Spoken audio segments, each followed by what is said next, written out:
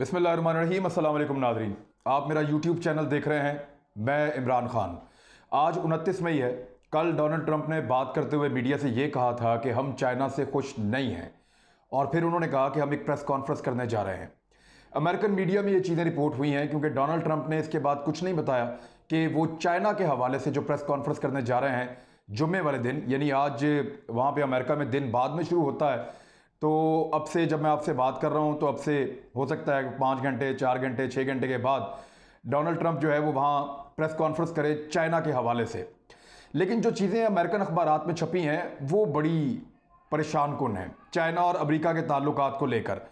उसमें जो पहली सबसे बड़ी चीज़ है वो ये है कि डोनाल्ड ट्रंप को ये मशवरा दिया गया है, और 1 महीने से ये बात अमेरिका में डिस्कस हो रही है कि जो चाइना के तलबा अमेरिका में मौजूद हैं उनके वीज़ाज ख़त्म कर दिए जाएं, उन्हें यूनिवर्सिटी से निकाल दिया जाए और उनको वापस चाइना भेजा जाए।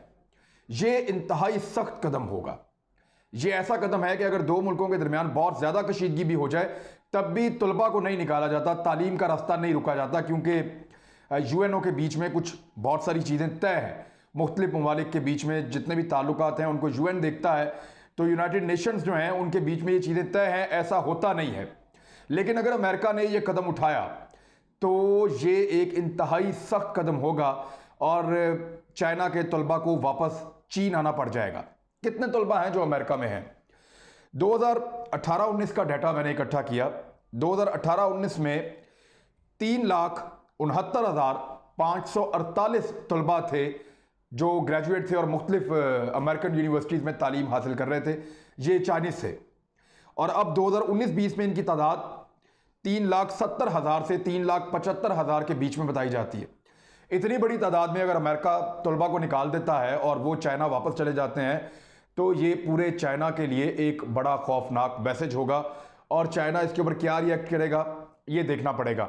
डोनाल्ड ट्रंप की प्रेस कॉन्फ्रेंस के हवाले से जितनी खबरें छपी हैं अमेरिकन और यूरोपियन अखबारात में, उन सबके अंदर गालिबन कमोबेश यही कहा गया है कि ये एक अहम चीज है जिसके ऊपर डोनाल्ड ट्रंप बात कर सकता है। इससे पहले चाइना ने ऑस्ट्रेलिया को यह धमकी दी थी आज से चंद दिन पहले कि आप अपना रवैया दुरुस्त करें और वॉशिंगटन की पॉलिसी को टो करना बंद करें। अगर आप ऐसा करते रहेंगे तो तलबा के वालिदैन ये सोचने पर मजबूर हो जाएंगे कि उन्होंने अपने बच्चों को ऑस्ट्रेलिया में पढ़ने के लिए भेजना या नहीं भेजना। वहां पे भी बहुत बड़ी तादाद में चाइनीज बच्चे पढ़ने के लिए जाते हैं, और बाकी मुल्कों से चाइना में भी आते हैं बच्चे पढ़ने के लिए। तो हर मुल्क की अपनी अपनी स्पेशलिटी है और वहाँ पे बच्चे पढ़ने जाते हैं। यूरोप में बेशुमार चाइनीज जो हैं वो पढ़ने के लिए जाते हैं। तो ऑस्ट्रेलिया को चीन ने ये धमकी दी थी कि हम अपने बच्चों का कंसिडर करेंगे, उनके माँ बाप भी, कि बच्चों को ऑस्ट्रेलिया में पढ़ाना या नहीं पढ़ाना। अब 4 बड़े बड़े इस वक्त मामलात हैं जो अमेरिका और चीन के दरमियान दरपेश हैं। चीन और अमेरिका का जो फड्डा इस वक्त पड़ा हुआ है, जो एक दूसरे के साथ इनके सींग फंसे हुए हैं, उनके पीछे 4 बड़ी वजूहात हैं, और वो चारों मैं आपके सामने रख देता हूं। आपको आइडिया हो जाएगा कि चल क्या रहा है। सबसे पहले तो कोविड-19 का मैं जिक्र इसलिए कर देता हूं कि अमेरिका को यह लगता है कि यह चाइना की गलती है और चाइना की लैब से निकला है। चाइना को लगता है कि यह वायरस जो है अमेरिका की गलती है, बल्कि एक साजिश है, और अमेरिकन फौजी जब मशकों के लिए आए थे तो वहां पर वो छोड़कर चले गए एक्सरसाइज के दौरान, और ये जानबूझकर ये सारा कुछ हुआ है। अब ये दोनों एक दूसरे पर इल्ज़ाम लगाते हैं। दोनों थ्योरीज के मानने वाले लोग मौजूद हैं, दोनों कहते हैं कि हमारे पास सबूत भी हैं। तो इसके ऊपर झगड़ा हो रहा है। अमेरिका का यह कहना है कि हम चाइना पे केस करने जा रहे हैं। कुछ रियासतों ने यह किया भी है कि हम चाइना पे एक फुल फ्लैज केस करने जा रहे हैं यूरोपीय ममालिक के और इत्तेहादियों को साथ लेकर, कि चाइना हमारे नुकसानात का अजाला करे। ये इतने लाखों लोग जो मारे गए हैं या बेशुमार लोग जो कोरोना वायरस से इफेक्ट हुए हैं और जो इकोनॉमी पूरी की पूरी बैठ गई हैं मुल्कों की, तो इसका जो मदावा है या इसकी भरवाई जो है वो चाइना करे। चाइना कहता है ऐसा कुछ हो ही नहीं सकता, ऐसा कोई कानून ही नहीं है, और दूसरा ये मैंने नहीं किया, ये अमेरिका ने किया है। अब ये एक एलिगेशन इस वक्त एक दूसरे पे चल रहा है। तो एक वजह मैंने आपको बता दी, कोविड-19। दूसरी वजह हांगकांग। हांगकांग जो है ये 18वीं सदी के मिड से ये हिस्सा था बरतानिया का। जब बरतानिया का पूरी दुनिया पर रूल था तो ये बरतानिया का हिस्सा बन गया था। लेकिन 1997 में एक सेटलमेंट के जरिए से इसको बरतानिया से आज़ादी मिली और ये चीन के साथ जाके जुड़ गया। इसका स्टेटस तब्दील हो गया 1997 में। 1997 में जब इसका स्टेटस तब्दील हुआ हांगकांग का, तो यहां बड़ी खुशियां मनाई गई, बड़े जश्न मनाए गए कि हम बरतानिया के तसल्लुत से निकलकर अपने आबाई लोगों के, क्योंकि ये चाइनीज हैं, यहां पे 98% लोग चाइनीज हैं, तो हम अपने आबाई लोगों के साथ जाके उस मुल्क के साथ जुड़ गए हैं। मेन लैंड चाइना जो है उसके साथ हम जुड़ गए हैं जाके। अब पहले तो मामला ठीक चलता रहा, लेकिन उसके बाद मैं आपको थोड़ी सी चीजें गिनवा दूं कि हांगकांग में होता क्या क्या है। हांगकांग में बहुत सारी ऐसी चीजें होती हैं जो बाकी चाइना में नहीं होती। हांगकांग में जबरदस्त किस्म के जुए के अड्डे हैं। हांगकांग में स्मगलिंग अरूज पे है। ह्यूमन ट्रैफिकिंग जो है, इंसानों की स्मगलिंग जो है वो भी अरूज पे है। इंसानी जिस्म के हिस्सों का कारोबार जो है वहां पे किया जाता है। वहां पे बदकारी के बेशुमार कारोबार जो हैं वो उरूज पे है। हांगकांग में असलहे की स्मगलिंग है। अंडरवर्ल्ड के बेशुमार अड्डे हैं। वहां पे इलीगल फाइट्स होती हैं हांगकांग के अंदर। और इवन हांगकांग के अंदर जो है वो इस किस्म के अंडरवर्ल्ड के सीन है कि ये फलां मुल्क के अंडरवर्ल्ड के लोग हैं, ये फलां मुल्क के अंडरवर्ल्ड के लोग हैं, और बहुत सारे दुनिया के मुख्तलिफ मुल्कों से भागे हुए वो लोग जो मतलूब हैं मुख्तलिफ रियासतों को, वो हांगकांग के अंदर आके पनाह ले लेते हैं। बहुत सारा इलीगल बिजनेस जो है वो हांगकांग में हो रहा है। उसकी सारी इकोनॉमी शायद ऐसे खड़ी है। चाइना ने आने के बाद उसको रेगुलाइज करने की कोशिश की, तो वहां से बड़ी मुजामत हुई है। पेट्रोल बम फेंके जाते हैं पुलिस पे, कभी फोर्सेस के ऊपर हमले किए जाते हैं, कभी जो एहतजाज करने वाले हैं वो लोग जो हैं मारे जाते हैं। तो इसमें इस सारे मामले को यूरोपियन मीडिया बहुत ज़्यादा हवा देता है। आप बीबीसी की जाके पढ़ें खबरें, CNN को देखें, और यूरोपियन मीडिया दूसरे को आप देखें, आप अमेरिकन मीडिया को देखें, तो वो बहुत ज़्यादा सपोर्ट करते हैं। फॉक्स को जाकर देखें तो वो सपोर्ट करते हैं हांगकांग को चाइना के अगेंस्ट, यानी हांगकांग के उन गैंग्स को जो ये सारे प्रोटेस्ट करवाते हैं, उन लोगों को वो इसको एक तहरीक की शक्ल दे रहे हैं।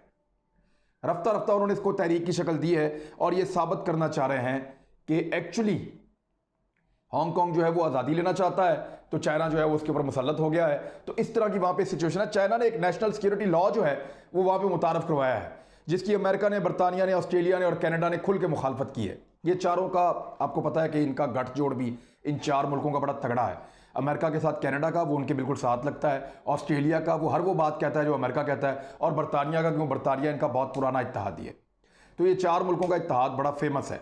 इन चारों ने इसका बड़ा नेशनल सिक्योरिटी लॉ के ऊपर तहफ़्फ़ुज़ात का इजहार किया है, और कह रहे हैं कि हांगकांग को कवानीन में और बहुत सारी चीज़ों में छूट दी जाए, और वहाँ पे जो काला बाजारी चल रही है वो चलती रहे, लेकिन चाइना इसको मानता नहीं है। एक ये इशू है जिसके ऊपर इन दोनों का झगड़ा है। एक और चीज़ है, और ये बड़ी ख़ास चीज़ है, इसके ऊपर ऑस्ट्रेलिया को और अमेरिका को बड़े तहफ़्फ़ुज़ात हैं। चाइना ने एक बड़ा अजीबोगरीब काम किया है पिछले 10 सालों में, और इतनी खामोशी से किया कि किसी को पता ही नहीं चला। और पिछले 1 साल के अंदर तो इतना तेज किया है पिछले चंद महीनों में कि किसी को समझ आने ही नहीं दी चाइना ने। एक पैसिफिक ओशियन है जिसका एक सदर्न एरिया है, इसको हम उर्दू में बहरे ओकियानूस कहते हैं। यह समंदर अमेरिका के लिए, ऑस्ट्रेलिया के लिए बहुत इंपॉर्टेंट है।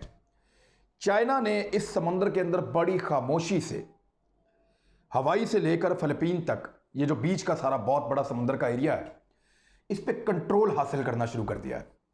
और यहाँ पे सोलोमन आइलैंड्स हैं, इनमें से एक तुलागी आइलैंड है। यहाँ पे इसने लीज पे ज़मीनें हासिल की हैं कि हम यहाँ पे कुछ थोड़ा काम करना चाह रहे हैं, हम यहाँ पे मादनियात देखेंगे, लेकिन वहाँ पे चाइना ने अपने फौजी अड्डे बनाए हैं।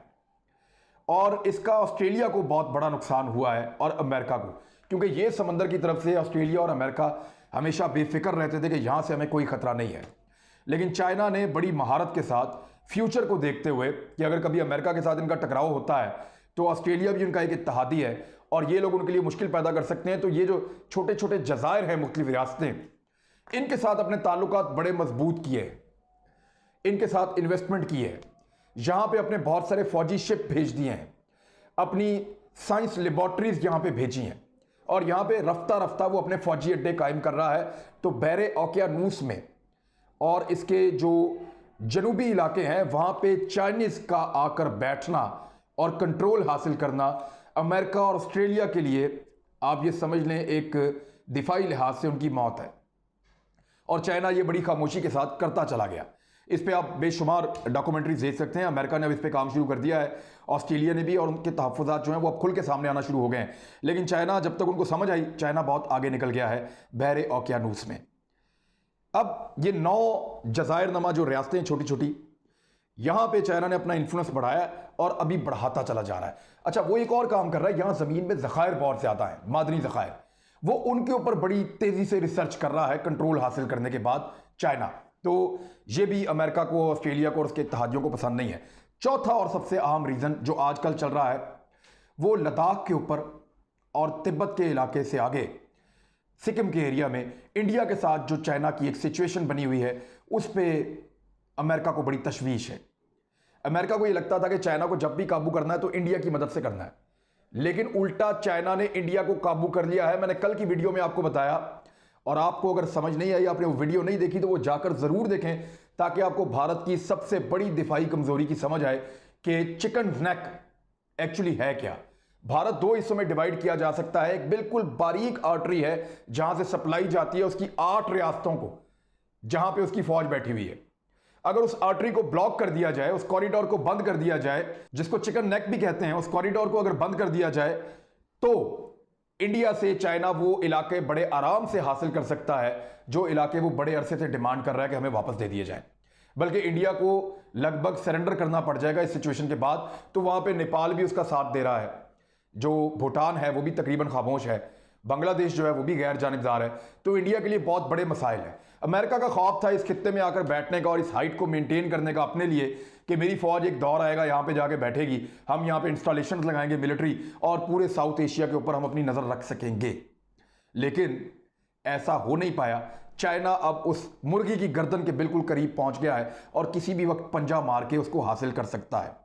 तो चौथा एक बड़ा रीजन ये है, और अमेरिका ने आखिरी हरबे के तौर पे तिब्बत को एक अलग रियासत डिक्लेयर करने के लिए, डोनाल्ड ट्रंप को इसके इख्तियारात देने के लिए एक बिल जो है वो मुतारफ करवा दिया है स्कॉट पेरी नामी सेनेटर के जरिए से।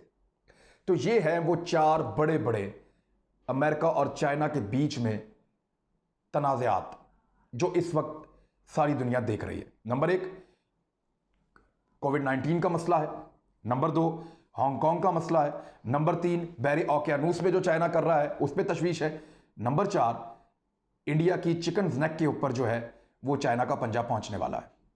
अब एक 5वां नुक्ता भी है और उस पर कोई बात नहीं कर रहा, ये दोनों मुल्क खुल के कहते ही नहीं है। एक्चुअली 5वां और सबसे अहम नुक्ता है कि इस दुनिया में लीडर कौन होगा, लीड कौन करेगा। अभी सीएनबीसी ने, एक बड़ा मोतबर एक इदारा है, उसने अपनी एक रिपोर्ट में यह लिखा है कि यूरोपीय यूनियन जो है उसको बहुत नुकसान हो रहा है, उनकी इकोनॉमी डाउन जा रही है चाइना और अमेरिका की लड़ाई की वजह से। उसने जो लफ्ज इस्तेमाल किया है इन दोनों के लिए, उसने लिखा है कि इकोनॉमिक सुपर पावर्स, यानी अब एक सुपर पावर नहीं है, इकोनॉमिक सुपर पावर्स का लफ्ज इस्तेमाल किया है कि दोनों में से अब दोनों में से चूज कर सकते हैं। दोनों तकरीबन सुपर पावर बनती जा रही हैं।